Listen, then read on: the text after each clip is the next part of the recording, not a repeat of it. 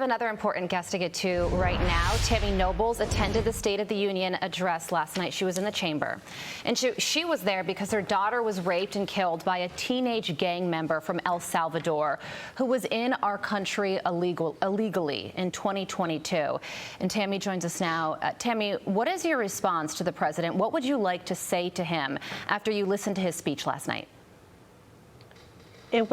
It just seemed like it was just a pep rally. He did not speak on immigration.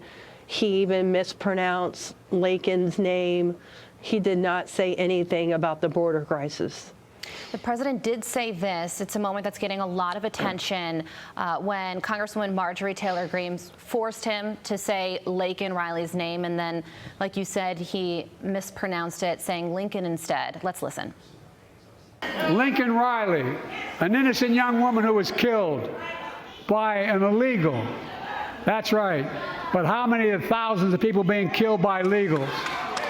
To her parents, I say, my heart goes out to you, having lost children myself. I understand. Your daughter's name was mentioned by someone in the audience. Was that you? And what was going through your mind during that moment? Yes, that was me. You shouted her name. I sure did. I did what I was meant to do, and he did not even acknowledge anything. And I'd like to say, it does, I mean, yes, there are thousands of people that are being killed and murdered by the border.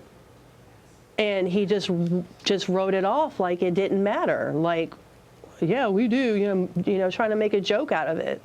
It's not a joke. He quickly pivoted to talking about the Senate border bill.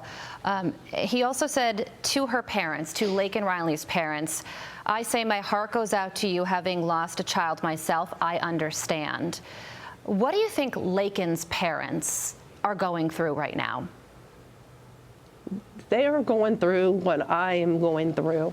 I know the pain and the anger that they are going through, that their daughter was murdered by an illegal immigrant who wasn't even supposed to be here in the first place. Her death could have been prevented. Kayla's death could have been prevented.